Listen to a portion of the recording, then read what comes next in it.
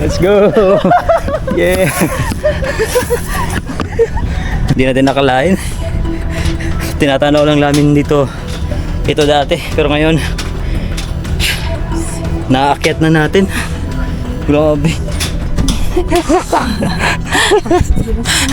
Andito ba sila Sir Gio kanina? Tsaka sabi niya, yung pinakamatandang umakyat daw dito is 92 years old. Grabe, no?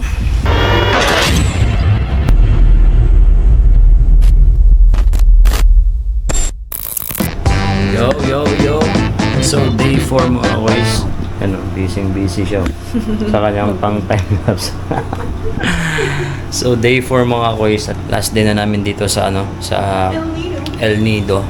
So ngayon habulin namin ng oras kasi may konting oras pa naman kasi yung flight time pabalik ng Cebu is 4 PM pa. So siguro mga 2:30 pupunta na kami sa airport, pero ngayon may oras pa naman, so itatry natin mag canopy. Ano tawag nun? Canopy walk. Itatry natin kasi nagte-trending din yan eh. So tara. Let's go. So yun mga boys, 8:30 pa naman, so kayang-kaya pa siguro sa oras. Ayan. Matraffic din dito sa sa El Nido mga boys. Ayan.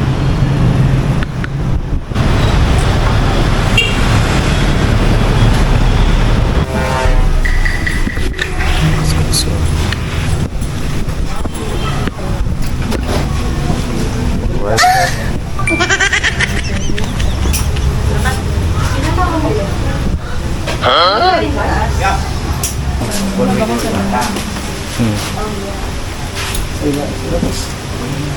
Bueno, ilan na yung lahat?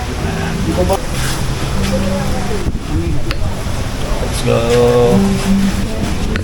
Alright. So akin yun ang mga. Oh shit!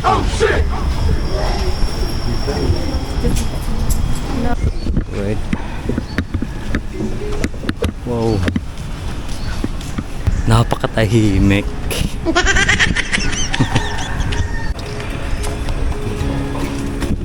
Ito na. Good luck.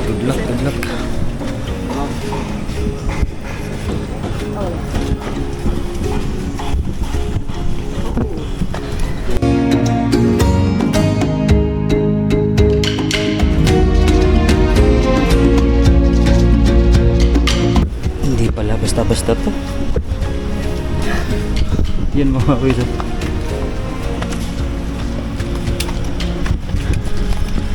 Let's go. Hingal agad. Mahal pala ng bayad magpahingal.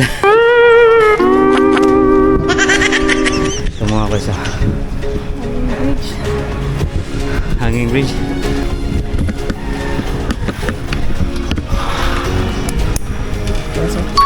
Alright.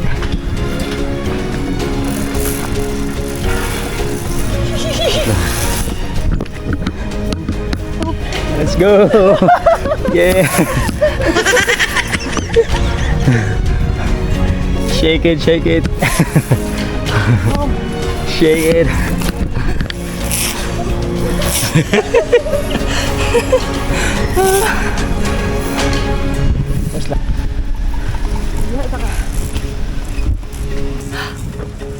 Salam. Go. Sige, go.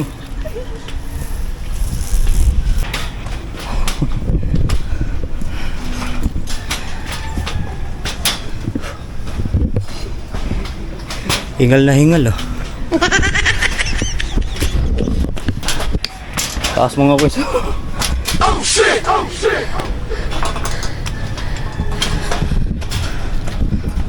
Ganda. Ano? Grabe mga kuys. Napakaganda. Yan o. Napakataas na. Grabe yung pawis ko. Dating natin sa taas. Yun yung pinaka maganda. So tingnan natin mga kuys. Grabe. First time to dito sa El Nido mga kuys. We do it combination, so we do add Yun, no? Pataas. Pataas. garden and canopy. So here that's for combination. If you come back, Yan, no? Galing ng bata. Oh, makit, oh. going to the Good job. Grabe yung mga bato dito, mga kuys, oh. Ha? Ang tutulis. Yan. Ingat, pag-ingat ka. Grabe mga kuys. Yan, no?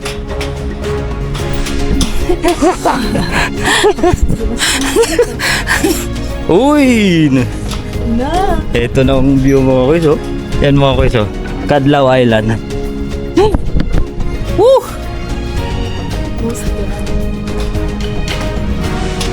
Ito talaga mga kuys kapag gusto mo makatanaw ng magandang tanawin, magandang view. Paghirapan mo. Paghirapan mo, dapat paghirapan mo muna. Ayan. Dadaan ka muna sa sa matinding pahirapan. Pero buti na lang merong ganito kasi easy access na lang. Pero sobrang galing ng gumawa talaga nito. So shout out sa nag-build nito. Woo! You know? The view.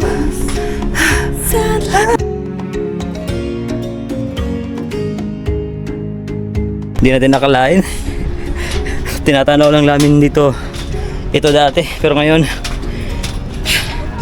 naakyat na natin. Grabe. Woo.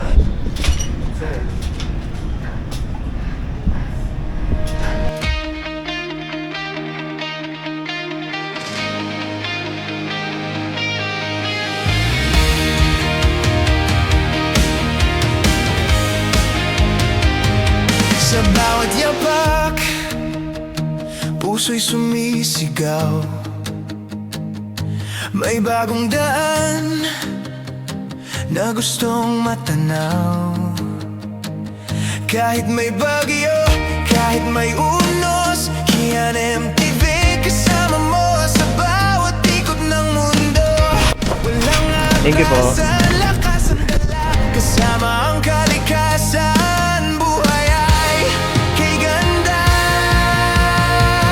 Tara na't sumama, mundo'y lakbayin sa ilalim ng liwanag ng mga bituin. Tulog sa lupa, gising sa pangarap, hangin sa mukha, pusong nagliliyab. Kalikasan ang gabay sa bawat galaw. Mag-explore tayo, lakbay walang humpay. Grabe mga kuys, galing talaga ng pagkakagawa nito mga kuys. No? Yun, no? Mga kuys, ayan, dito tayo sa pinakaibabaw. Ayan. Woo! Yan mga kuys, oh. Ayan, ah. Kitang kita ng buong El Nido. Ayan. Woo!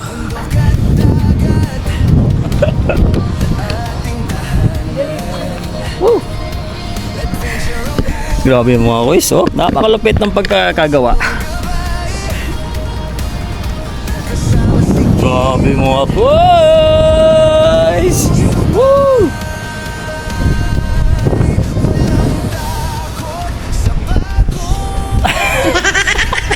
Ang lalim pa naman mga boys, oh.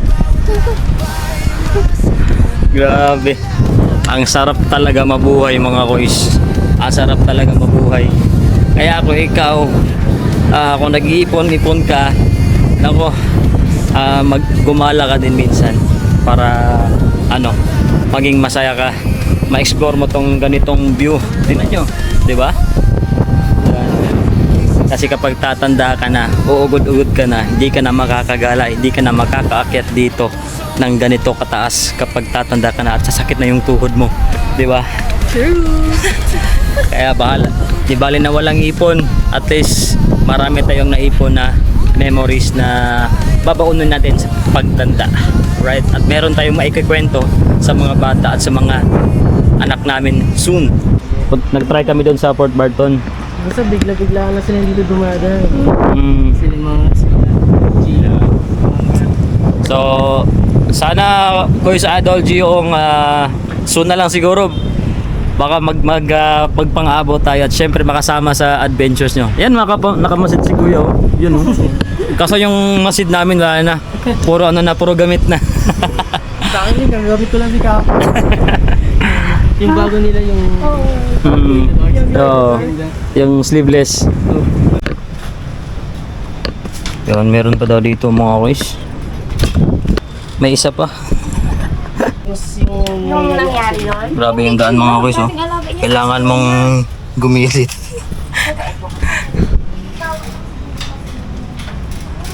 Wow. Yan, no? Ganda. Taas ang baba. Ano ba yun yung kinuha niya yung ring? Yun ba yun? Ang pop. Sa bawat yapak, puso'y sumisigaw. May bagong daan na gustong matanaw. Kahit may bagyo, kahit may unos, Kian MTV kasama mo sa bawat ikot ng mundo. Walang atrasan, lakas ang dala, kasama ang kalikasan. Buhay ay kay ganda. Tara na't sumama. Mga kuys, pababa na tayo. Ayan. So kapag gusto mong makakita ng magandang view, paghirapan muna. Ayan, kailangan na mag-effort ka para makapunta sa taas para makita mo yung ganda ng view talaga. Ayan. Yun, oh. Huling araw na nila sa Palawan at bago sila umuwi ay sinubukan nila ang isa sa pasyalan sa El Nido at ito ang Canopy Walk. Napagod man sila sa pag-akyat at nalula sa taas, may kapalit naman itong napakagandang tanawin pagdating sa dulo. Kita nila ang buong bayan, dagat at mga isla na parabang painting na binuhay. Doon din nila naisip na sa buhay, minsan gusto natin agad makarating sa magandang resulta pero ayaw natin sa mahirap na parte. Ang totoo, kadalasan kung ano yung pinakamahirap akyatin, siya rin ang may pinakamagandang tanawin. Kaya kung may pinagdadaanan ka ngayon, huwag kang susuko. Baka konting hakbang na lang, malapit ka na sa view na ipinagdarasal mo. Lalo na dito. Nako! Dapat talaga doble ingat, baka maging kwento ka na lang. Sabi ni Kuya. Anong pangalan mo, Kuya? Mark. Mark, ayan. Yan, no. So, influencer din si Kuya Mark. Ayan. Tsaka sabi niya, yung pinakamatandang umakyat daw dito is 92 years old. Grabe, no? Siguro nung kabataan nun, mahilig din yun sa mga sa mga adventure siguro, sa mga galaan, sa mga ganito. Kasi kapag hindi ka mahilig sa mga ganito, pagtanda mo, nako, nasa folding bed ka na lang. Nakahiga, nakaupo. Kumakain ng lugaw, 'di ba? Pero yun siguro yung advantage ni Lola. Yan, grabe no, 92 years old. Sana magawa pa natin yun soon. Grabe naman yun. So, hanggang dito na lang mga kuys. Salamat sa panonood. Let's go! Habang pauwi sila sa hotel galing sa kanilang adventure sa Canopy Walk, ay may biglang nag-message sa kanila na namataan daw si Gio at ang Ong fam sa may bandang ilog. Kaya dali-dali silang nagbukas ng mapa para hanapin ang lahat ng ilog malapit sa kanilang lokasyon. Dahil di pa sila sigurado sa eksaktong lokasyon nito. Ito na kaya ang pagkakataon? Makikita na kaya nila ang Ong fam? Makakasakay pa ba sila sa kanilang flight pa Cebu? Try pa rin natin dito mga kuys. So 4 PM yung flight namin ngayon, tapos 1:54 na. May nakita kaming liblib na lugar dito mga kuys, kaya pinasok namin mga kuys. Baka sakali na kada may makita kami mga liblib na lugar, pinapasok namin mga kuys. Baka matsempohan natin sila. Sa huling pagkakataon ay sinubukan pa rin nilang hanapin si Gio at ang Ong fam sa liblib na lugar na ito. Kahit masulyapan man lang nila ay okay na bago sila umuwi pabalik ng Cebu. Pinaghalong kaba at saya ang nararamdaman nila nung may nakita silang palatandaan na tama nga yung pinuntahan nila. Pero mukhang huli na ang pagpunta nila kasi wala silang nakita ni isang membro sa Ong fam o ang boat nila. Kaya nagtanong muna sila.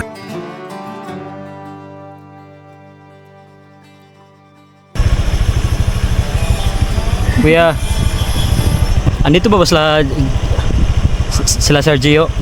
Gio kanina? Sabing mga lokal ay wala na daw at nakaalis na. Kaya sobrang panghihinayan nila. Ito na sana ang tsansa nila na makita sila. Pero di talaga binigay ng oras at panahon. Iniisip na lang nila na siguro hindi pa talaga ito ang tamang panahon na makita nila ang Ong fam. At halos matutulala na lang sila sa oras na ito.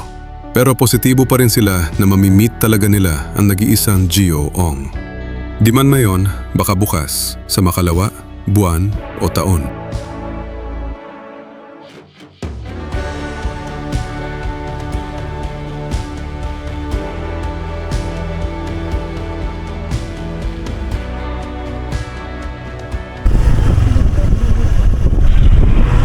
Kailangan das gilid.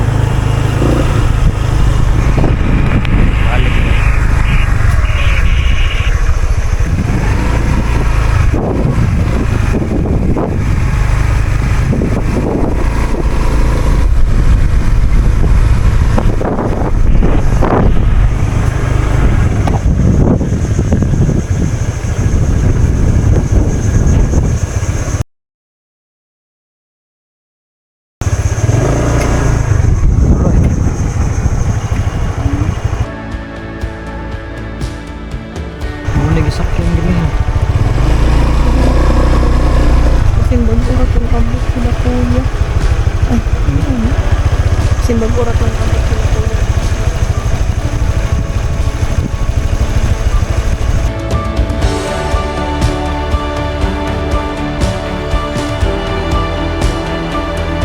Sa loob ng 4 na araw na pagsusubay at pag-a-adventure namin dito sa Palawan, akala ko sapat na to para makita namin ang Ong fam. Pero hindi. Siguro may tamang oras talaga na makikita namin sila. Sayang nga lang, sa last day namin dito, muntik na sana naming makita. At nadaanan at napuntahan pa namin ang eksaktong spot nila. Kaya siguro kung pagbibigyan, sana makasama din sa adventure nila. Pero di bali na. Marami pang pagkakataon, oras at panahon. At paniguradong isa na naman to sa madadagdag ko na alaala na minsan muntik na sana namin silang makita.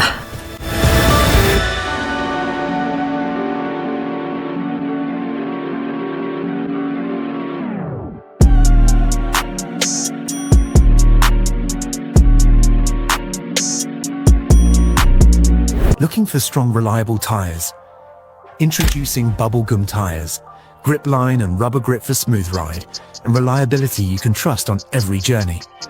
Bubblegum tires from Thailand, strong grip, smooth performance, and durability you can rely on. Built for the road, ready for your next adventure. Rendo Performance Engine Oil with ester-based oil. Ester-based oils are considered premium, high-performance lubricants because they deliver superior protection, stability and efficiency across a wide range of demanding applications. Ester-based fully synthetic, Japan technology, longer mileage, superior engine protection in all conditions, smooth and quieter performance, tested for Philippine road and traffic, race proven. And also Rendo Premium Motorcycle Battery, more power, more protection, more performance.